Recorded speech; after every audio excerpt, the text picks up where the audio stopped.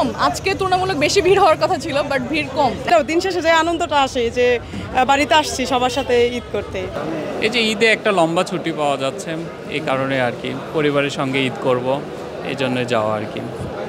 হ্যাঁ, গ্রামে যাচ্ছি। গ্রামে সমস্যা বলতে গাড়ি শর্ট, গাড়ি নেই এখন, দাঁড়িয়ে আছে। গাড়ি আবার আসলে পরে পরবর্তীতে টিকিট দেওয়া হবে আর কি।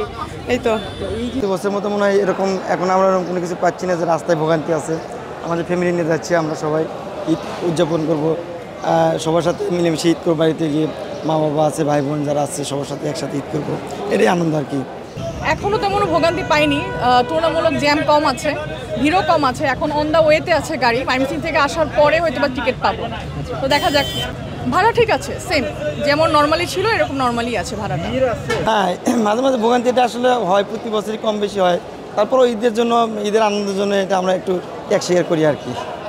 আমি বগুড়ায় আমার নানু বাড়ি যাব, অনেক ভালো লাগছে। কতদিন পরে যাচ্ছেন? এক বছর পরে যাচ্ছি। এক বছর মিস করছেন? এক বছর সবাইকেই, নানার সাথে, নানুর সাথে। কার জন্য কি কিনছেন?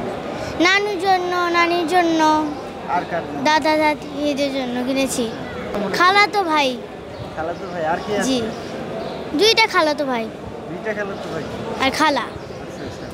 সিট খালি না এলো তো আমরা আজ থেকে আরো 11 দিন আগে তো ছেড়ে দিছি, অনলাইনে সব ছেড়ে দিয়েছি একদম 30 তারিখ পর্যন্ত। 30 তারিখ তো সিট তো খালি কেমনে থাকবে?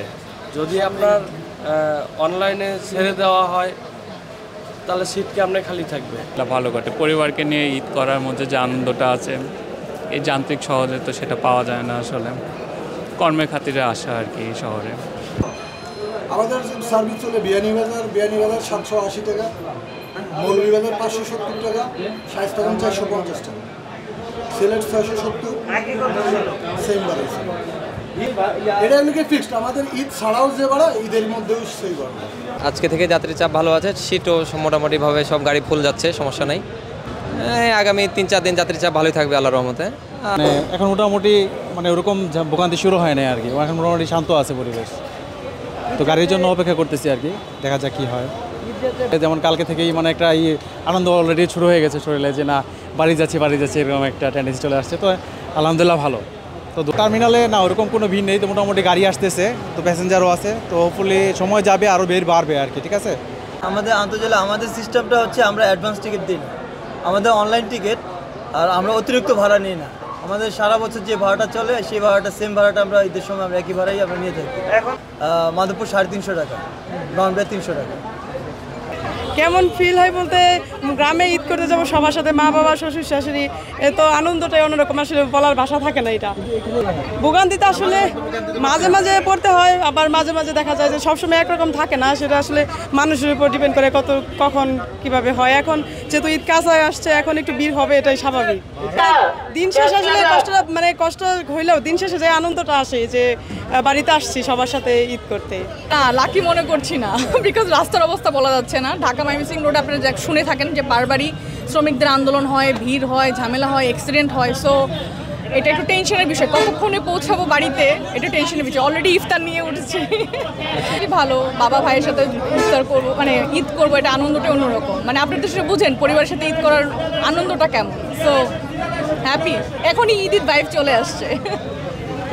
আমার কাছে অনেক আনন্দ লাগে যখন নাকি একজন যাত্রীকে তার বাড়ির গন্তব্যস্থলে যখন পৌঁছায় দিতে পারি, তখন যাত্রীর থেকে বেশি আনন্দ লাগে আমার কাছে, কারণ আমি ড্রাইভার, যে আমার যাত্রীগুলো তার বাড়িতে পৌঁছাতে পারছি। ঈদ তো প্রতি বছরে আসে, ঈদুল ফিতর আসছে। আমাদের যে সমস্ত কার্যক্রম প্রতি বছর করি আমরা, এই বছরও এটা কঠোরভাবে করুম। আমাদের এনে সবসময় বাস কাউন্টারের টিকিটের অগ্রিম বেচা আছে, আর লোকাল গাড়ি যেগুলো আছে কোনো বাড়তি ভাড়ার কোনো আমরা রাখি নাই, বাড়তি ভাড়ার রাখি না। গাড়ি যে বন্ধু আছে যাত্রী যাবে, গাড়ি না থাকলে তখন দেওয়া যাবে যে অন্য গাড়ি আমরা সার্ভিস ছাড় মেনে। প্রশাসনের লোক থাকবে, মালিক কর্মকর্তারা থাকবে, আমরাও 24 ঘন্টা থাকুম, কোনো বিশৃঙ্খলা না হয়, সুন্দরভাবে যাত্রীরা ঘরমুখী বাড়ি ঘরে যেতে পারে, ঈদুল ফিতর পালন করতে পারে, এই আশায় আমরা করি। আপনারা দোয়া করবেন। যে গাড়িগুলো 30 তারিখের 29 তারিখের টিকিট অনলাইনে বিক্রি হয়েছে, এখন 30 তারিখে 29 তারিখে এলে তারা পাবে না। যারা যাওয়ার ইচ্ছুক তারাই টিকিট অগ্রিম নিয়ে রাখছে। এরপরে যারা আসবে বিভিন্ন গাড়ি আরও আছে, গাড়ির সমস্যা নাই। তো যাত্রী তো প্রতি বছরে আপনার আমাদের এখানে 27,000 পরেই 2 দিন চাপ থাকে। এখন যদি 29 তারিখে আপনার 29 হইলে সোমবার ঈদ হবে, 30 হইলে মঙ্গলবার ঈদ হবে। আমাদের এখানে চাপ থাকবে 2 দিন, শনিবার রবিবার।